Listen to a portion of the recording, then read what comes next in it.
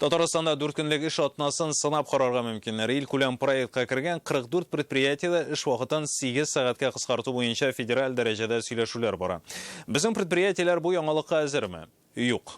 Хуплаган җитәкче без аралашканнар арасында әлегә табылмады. Дөрес, эшчеләр арасында да төрле фикерләр. Алга киткән 4 көн генә эшләүче Дания, Норвегия, Швециягә якынайыр вакыт җиттеме безнең? Бу яңалыктан нәрсә көтәргә? Изамиловый спирт салабыз. Сырдагы жерне белү өчен кирәк инде. Әлфия Кадимова лаборант, сырның сыйфатын тикшерүче, инде 4 ел Азнакай сөте заводында эшли. Моңа кадәр атнасына 5 көн чыксалар, күптән түгел эксперимент буларак алар атнасына 4 көн генә эшләп караган. 4 көн эшләгәндә һәр хәлдә вакыт күбрәк кала инде. Балаларны, семьяларны күрәбез. 8 ел аппаратта эшләүче Гүзәл Идиятова да шундый фикердә. Хатын кыз өчен әйбәт инде. Иде балаларын күрә, аныкларын күрә. Азнакай сөте заводында бүген күпчелек атнасына 5 көн эшли. Башкача мөмкин дә түгел. Тәүлегенә 150 тонн сөт эшкәртәләр. Көн сайын биредә 5 тонна сыр, 6 тонна май ясыйлар. Әгәр завод 4 көнлек эш атнасына күчсә, бу җитештерүне киметер дигән шик бар. С точки зрения бизнеса, конечно, 4-дневная неделя понижает производительность. Бизнес күзлегеннән караганда 4 көнлек эш атнасы җитештерүчәнлекне һәм контрольне киметә. Мондый эш атнасы күптән системалы процессларга күчкән предприятиеләргә генә кулай. Әле үсештә генә булган оешмалар өчен бу нәтиҗәле булмаячак, ә хезмәткәрләр өчен бу хәл җыяр өчен үз-үзе белән шөгыльләнү өчен уңайлы. 4 көн генә эшләү Дмитрий Медведев тәкъдиме. Җәй башында ул Швейцариядә узган халыкара хезмәт конференциясендә эш атнасын кыскарту ихтималын атады. Весьма вероятно, что будущее за 4-дневной рабочей недели. Аннан Россия икътисад үсеше министры урынбасары бу тәкъдимгә аңлатма бирде. Эш урынында кешеләр 30-40% вакытын буш үткәрә дип саный ул. Ахыр чиктә Россиядә 4 көнлек эш атнасын ил күләм проектта катнашучы 266 предприятиедә сынап карарга мөмкиннәр. Бу исемлеккә Татарстандагы 44 оешма да керә. Монда Горький заводы, Позис, Капо кебек зур предприятиеләрдән башлап, Азнакай сөте кебек кичкенәләре дә бар. Минем пока 5-дневка. Минем шуның өчен вакытым вообще бер кайда да җитми. Мин документлар буенча да үзем буенча йөри алмыйм, балам да утыра алмыйм.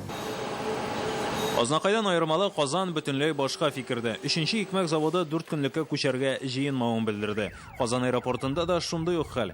Исемлеккә кергән тагын бер зур завод Капо, Казан авиация заводы. Биредә 2024 елга кадәр зур заказлар бирелгән. 4 көнлектә алар вакытында эшләргә өлгерерләрме? Күрәмсең юк. Настолько наполнены производственными задачами, что Без бүгенге көндә шул хәтле күп бурычлар алдык. Шуңа да 5-6 көн эшлибез. Безнең предприятие өчен бу зур сорау. Без 4 көнлек эш атнасына күчмәспез дип уйлыйм. Капо эшчеләре бу тәкъдимгә ял итү аша түгел, хезмәт хакы яссылыгыннан карый. 4-дневку ведут, однозначно те же самые зарплаты не сохранят. В целом народ это расслабит. Было бы здорово, почему бы нет? Работать надо, работать. Что отдыхать-то? Работать надо. До добра это не доведет. Почему? Считаю так.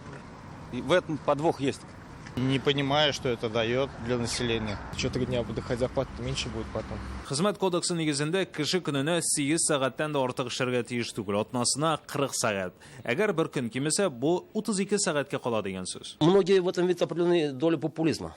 Икътисадчы галим Вадим Хоменко барып чыкмаячак дип саный. 5 көннән берне алу, димәк җитештерүчәнлекне дә шуның кадәр арттырырга кирәк дигән сүз ди ул. Значит, производство должно возрасти на сколько? На 20%. Кто обеспечит җитештерү 20% артырга тиеш булачак. Кем хезмәт җитештерүчәнлеген шуның кадәр тәэмин итә ала? Нидерландларда җитештерү Россиягә караганда сәгатенә 2 тапкырга күбрәк. Бездә эчке тулайм продукт үсеше 1-1,5%. Ул мөмкин түгел. Если бездә була Италия климат, Бразилия бөтен спрослар булады. Бездә икенче климат. Бездә икенче эш, бездә икенче энергетика. Мин уйлыйм, что бик кирәкмәгән бу тема. Керем кимәсә, эшчеләрдә 3 көн ял итү кайгысы бөтенләй калмый. Буш вакансиялар туплаучы HeadHunter хезмәте эш бирүчеләр арасында зур сораштыруда шуны күрсәткән. Күпчелек компаниялар бу 72% 4 көнлек эш атнасына күчергә теләми. Эш бирүчеләрнең 3тән бере бу күчештә бернинди дә өстенлекләр күрми. Эш бирүчеләрнең яртысы хезмәт хакларын киметергә туры киләчәк дип саный. Количество рабочих часов, Эш сәгате кыскартылса да җитештерү һәм хезмәт хакы кимергә тиеш түгел. Татарстан үз позициясын инде белдерде. Татарстан Республикасында 4 көнлек эш атнасында күчәләр дип әйтергә бигерте. Әле менә бу анализны ясаганнан соң гына күренер ул без 4 көнлек эш атнасына асылда алга киткән Европа дәүләтләре күчте. Дания, Норвегия, Швеция атнасына якынча 33 сәгать эшлек. Германия, Швейцария, Бельгиядә 35 сәгать. Россиядә гомергә озак һәм күп эшләгәннәр. Әле патша Россия вакытында 19 гасыр ахырына кадәр бу турыда бернинди кануннарда булмаган һәм эш сәгате көненә 14-16 сәгатькә кадәр җиткән. Бары тик 1897 елда закон кабул итәләр. Атнасына 6 көн һәм көненә 11 сәгать ярым эш. Хатын-кызларга 10 сәгать билгеләнә.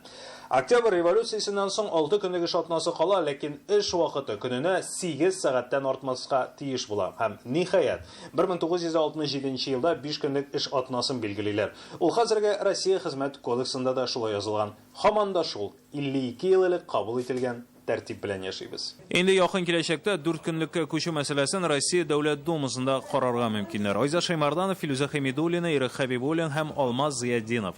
Яңа гасыр каналы.